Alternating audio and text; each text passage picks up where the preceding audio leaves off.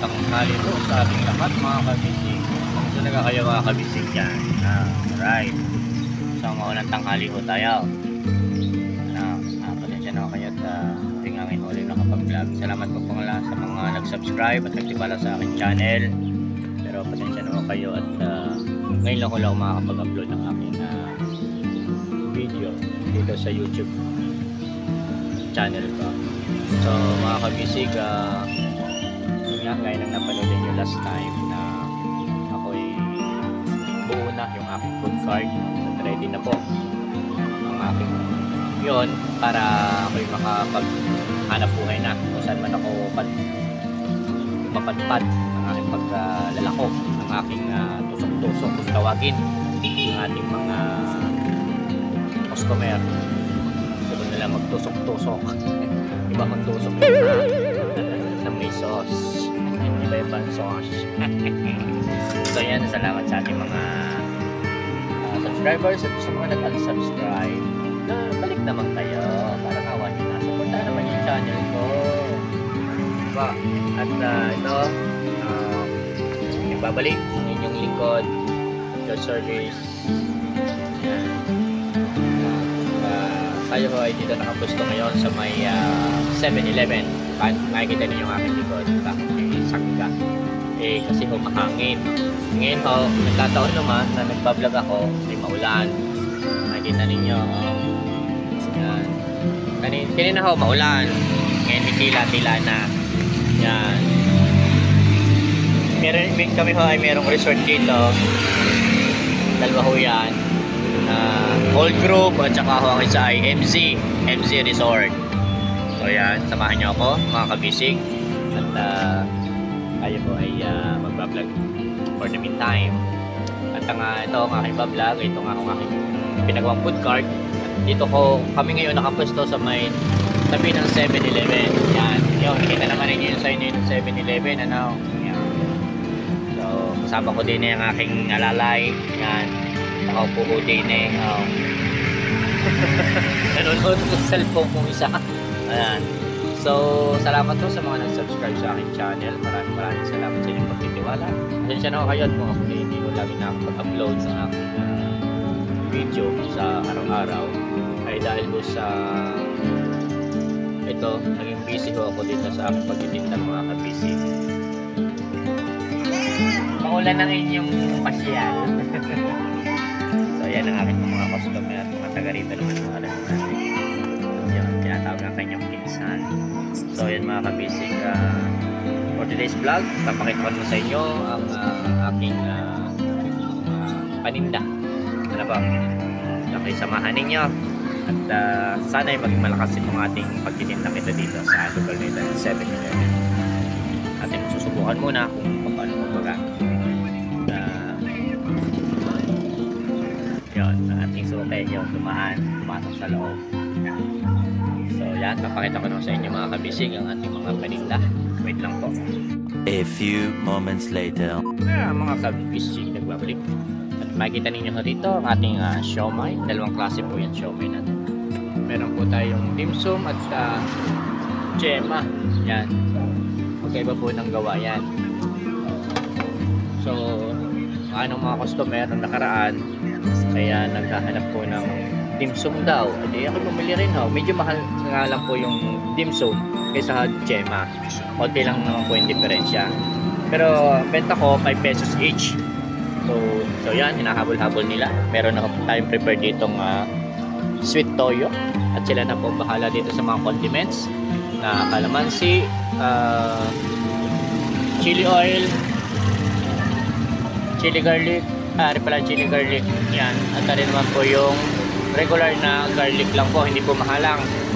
So meron din po tayong nachos, yan, nachos, ito, sa nachos po yan. And then meron din po tayong french fries, yan, pakita ko sa inyo french fries. Meron din po tayong malamig, yan, ito ang malamig natin. Makikita nyo napansin nyo bakit nasa water jug. Kasi po kung yung kasi dito hindi hugad basta umiinit yung malamig niya. Kasi kung dun ho sa mga regular mga water jug na kita ninyo yung transparent, kita ninyo kulay ng palamig ay ano naman po yun, met-maya na ho kayo magtitimpla. Magdadagdag na asukal at maglalagay ng maraming yelo. Met-maya na kayo, hindi na ho kayo kikita na ayos doon. Dahil pagkahugar na ay hanggang hapon ho yan malamig. At ito na ho ang ating mga paninda. Siyempre, meron din ho kasamang alamang. Yan, at so meron ho tayo, yan, meron ho tayong hotdog. May hotdog at ano po yung hotdog na nakabalot po sa ano. Meron tayong medyo toasted na fishball. Meron din ho tayong kwek-kwek. Meron din ho tayong dugo, yun, dugo. At tawag ito, kikiam. So, ang additional po natin dati diyan ay meron ho akong squid balls.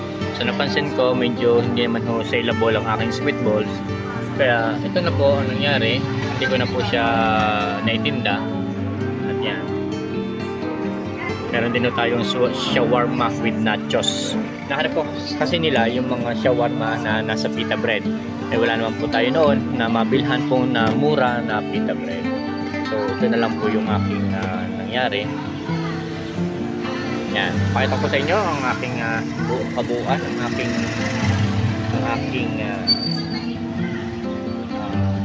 card, food card. Sabi, ako yung nag-provide na rin po ng aking solar. Minsan yung kinaabot kami na ng 6:30 to 7 dito sa labas ng pagtitinda namin. Kaya yan. Tayo, napalagay ako ng aking compartment dito sa taas. Meron din po tayong compartment dito sa loob. Yan. At ito, dati ho, nakakasaho dati dito sa aking food cart na ito. Napalaki lang kong kasa. Dapat ho ito pares-pares. Yung nangyari ho ay tusok-tusok. At ako nung magpapares na hong yun, ay ang akin tindahan ay walang mapustuhan. Ay sabi ko, di alay, kanin hula ang aking gagawin. Yan, provide na ho yung ating mga sauce diyan. May suka tayo. And then itong ating sakyan, dati ho ay bisikleta lamang na tulak-tulak ko ng batang ito. At siya ho napadyak, ako natutulak. Na hindi ho na namin kayanin. Ngayon, after 1 week, dumating ho, nagalok sa akin ng motor. At ito nga po, si Haoju ang aking si Haoju ang aking naging service. At ito, ayos naman, tumatakbo ng maayos. Dito, maaga kami nagpunta dito ng aking kasamang bata. At siya po ay sabi niya sa akin ay tutulong. Yan, para sa kanya baon sa school. So yan, makita ko sa inyo mga kabisig ang ating food cart. Naka-presyo na ho tayo dito. Fries, kikiam, fishball, kwek-kwek, dugo, siomai. Meron na rin tayong palamig, shawarma with nachos. Yan. So ito na rin po yung ating mga sauce, condiments natin sa siomai. Ayan. At sana ay maaliw kayo sa mga nagnanais ng ganitong negosyo. Yan, maganda ho yan at ayos ang pagkita dito. So, nakikita ko sa inyo yan mga kabisig, aking food ko. Yung mabigat nga lang po ang naging kasa nito kasi yung tangke at saka yung tubig talagang umaangat po yung unahan. Pagkakataon po yan. So yan, maraming salamat sa inyong pagsama. Nandito po tayo sa may tabi ng 7-Eleven sa aming barangay. Yan ang ating 7-Eleven. Yan, 7-Eleven namin.